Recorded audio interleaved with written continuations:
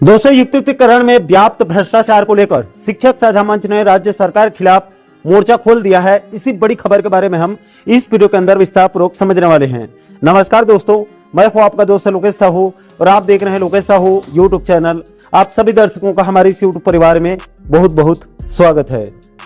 दोस्तों, जैसे कि आप सभी दर्शकों को पता है कि राज्य सरकार स्कूल शिक्षा विभाग में युक्तिकरण प्रक्रिया को अंजाम दे रही है, जिसमें सेटअप 2008 के छेड़छाड़ से लेकर काउंसलिंग में कई विसंगति और धांधली देखी जा रही है, जिसको लेकर शिक्षक नेता मनीष मिश्रा जी ने जानकारी देते हुए बताया कि युक्तिकरण में व्याप्त विसंगतियों को लेकर छत्तीसगढ़ शिक्षक साझा मंच के प्रांतीय संयोजक की एक प्रांतीय प्रतिनिधि मंडल ने कल डीपीआई मंत्रालय पहुंचकर शिक्षा सचिव कोमल परदेसी सर और DPI director Rituraj Raghuvanshi sir से मुलाकात करके ज्ञापन सौंपकर युक्तिकरण के संबंध में कुल 19 बिंदुओं पर अपनी आपत्ति दर्ज कराई है, जिसमें सबसे पहले रायपुर जिले के किसी भी ब्लॉक में शिक्षकों के किसी भी पद की अतिशय सूची का प्रकाशन ही नहीं किया गया है, जिसकी वजह से अतिशय चिन्हांकित शिक्षकों के विषय में विभाग द्वारा की गई कार्यवाही की शुद्धता का परीक्षण नहीं किया जा सका। ऐसी स्थिति राज्य के बाकी जिलों में भी देखी जा रही है।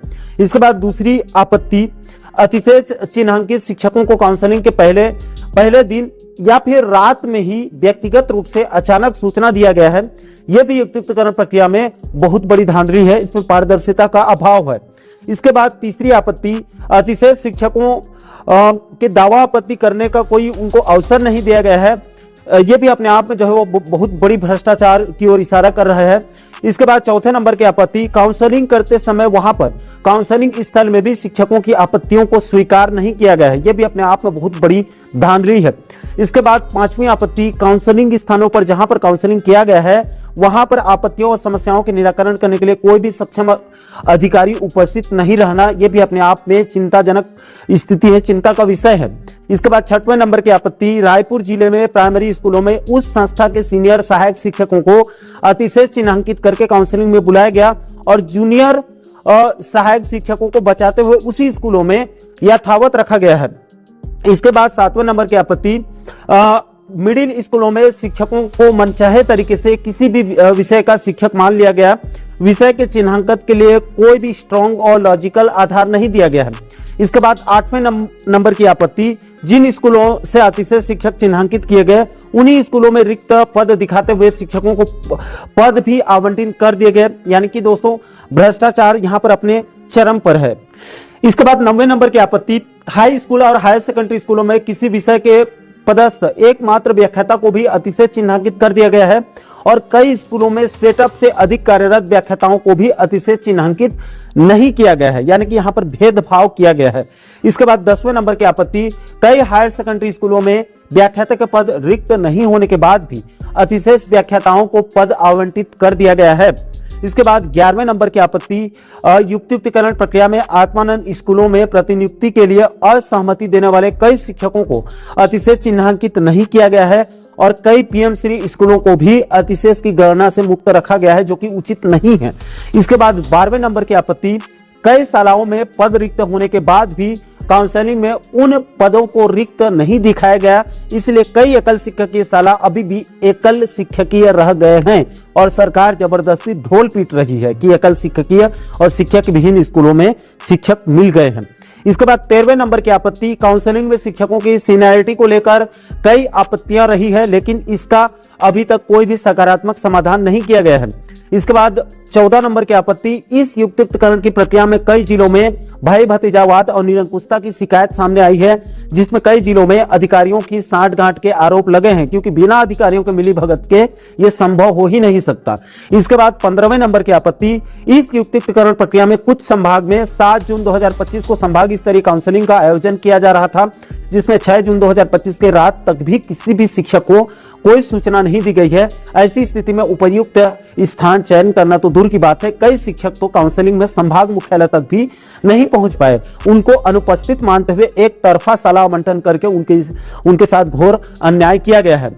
इसके बाद 16वें बिंदु की आपत्ति, बिलासपुर संभाग स्तर पर हुए काउंसलिंग में शिक्षक कला संकाय के रिक्त पद नहीं होने के बाद भी जरूरत के आधार पर रिक्त पद सृजन करके पोस्टिंग दिया गया है, जिसमें जांजगीर चांपा जिले में एक भी रिक्त पद नहीं दिखाया गया, जिसकी वजह से जिले के बाहर अन्य जिलों में पोस्टिंग किया गया है। यह भी अपने आप में बहुत बड़ी धांधली है।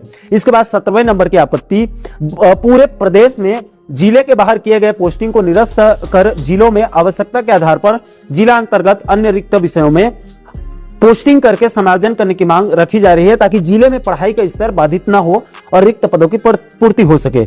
इसके बाद 18वें नंबर की आपत्ति, जांजगीर चांपा जिले में सहायक शिक्षक और शिक्षक के काउंसलिंग में अलग अलग मापदंड अपनाया गया है। सहायक शिक्षक के काउंसलिंग में असहमति लिखकर देने वालों को पोस्टिंग किया गया और वहीं शिक्षक के काउंसलिंग में असहमति लिखकर देने वालों के नीचे क्रम से नाम को काउंसलिंग में शामिल करके पोस्टिंग किया गया और असहमति लिखकर देने वालों का नाम संभाग स्तर के काउंसलिंग के लिए भेज दिया गया। इस प्रकार एक ही जिले में अलग अलग मापदंड अपनाए गए हैं, जो कि सरासर अन्याय है। इसके बाद अंत में 19वें नंबर की आपत्ति, काउंसलिंग के बाद कुछ अधिकारी अटैचमेंट कर रहे हैं, उन अधिकारियों के खिलाफ में सख्त से सख्त कार्रवाई करने की मांग रखी गई है, क्योंकि अगर युक्तियुक्तिकरण के तुरंत बाद फिर से अटैचमेंट कर दिया जाएगा तो फिर युक्तियुक्तिकरण करने का मतलब ही क्या होगा। तो दोस्तों, शिक्षक साझा मंच की तरफ से डीपीआई के उच्च अधिकारियों से मुलाकात करके युक्तियुक्तिकरण प्रक्रिया में इन्हीं 19 सूत्रीय आपत्तियों के बारे में शिकायत दर्ज कराई गई है और इनको सुधार करने की मांग रखी गई है। दोस्तों, आपकी जानकारी के लिए यह भी बता दूं कि छत्तीसगढ़ शिक्षक साझा मंच की तरफ से कुल 4 सूत्रीय मुद्दों पर संघर्ष किया जा रहा है और चरणबद्ध आंदोलन किया जा रहा है, जिसमें सबसे पहले बीते साल 2 अगस्त 2024 को युक्तियुक्तिकरण के संबंध में दिशा निर्देश जारी किया गया था। उसी प्रक्रिया को अभी 2025 में फॉलो किया जा रहा है। उस आदेश को तत्काल स्थगित किया जाए और सेटअप 2008 का पालन किया जाए। इसके बाद दूसरे बिंदु पर सोना साहू जी के तर्ज पर प्रदेश के सभी पात्र एलबी समग्र के शिक्षकों के लिए जनरल ऑर्डर जारी करके सभी पात्र शिक्षकों को क्रमोन्नति एरियर्स का लाभ दिया जाए। इसके बाद तीसरे बिंदु पर शिक्षक से व्याख्याता और व्याख्याता से प्राचार्य प्रमोशन में बीएड प्रशिक्षित अनिवार्यता को शिथिल करते हुए डीएड प्रशिक्षित शिक्षक संवर्ग को प्रमोशन के अवसर दिया जाए और प्राचार्य के 10% पदों पर विभागीय परीक्षा के माध्यम से तत्काल प्रमोशन किया जाए। इसके बाद चौथे बिंदु पर शिक्षक एलबी संवर्ग को प्रथम नियुक्ति तिथि से सेवा गणना करके पेंशन सहित सभी प्रकार के लाभ प्रदान करने की मांग रखी गई है। इन्हीं 4 सूत्रीय मुद्दों को लेकर छत्तीसगढ़ शिक्षक साझा मंच की तरफ से जो है वो संघर्ष किया जा रहा है। दोस्तों, शिक्षक नेता मनीष मिश्रा जी ने यह भी जानकारी दी है कि छत्तीसगढ़ शिक्षक साझा मंच के प्रतिनिधि मंडल ने कल डीपीआई के उच्च अधिकारियों को ज्ञापन सौंपकर युक्तियुक्तिकरण में 19 बिंदुओं पर जो आपत्ति दर्ज करे गए हैं उसका जल्द से जल्द निराकरण करने की अपील किया गया है। अन्यथा साझा मंच ने 1 जुलाई 2025 को सभी ब्लॉक मुख्यालय में धरना प्रदर्शन करने का ऐलान भी कर दिया है, जिसकी संपूर्ण जिम्मेदारी शासन प्रशासन की होगी। दोस्तों, कल के प्रतिनिधि मंडल में शिक्षक साझा मंच के प्रदेश संचालक में Manish Mishra sir, Virendra Dubey sir, Kedar Jain sir, Sanjay Sharma sir, Vikas Rajput sir, Jakesh Sahu sir, Shankar Sahu sir, Dharmdas Banjare sir, Vishnu Prasad Sahu sir, Anil Kumar Toppo sir और सह संचालक बसंत चतुर्वेदी सर के साथ साथ वेद कुमारी यादव जी इसमें उपस्थित हुए थे।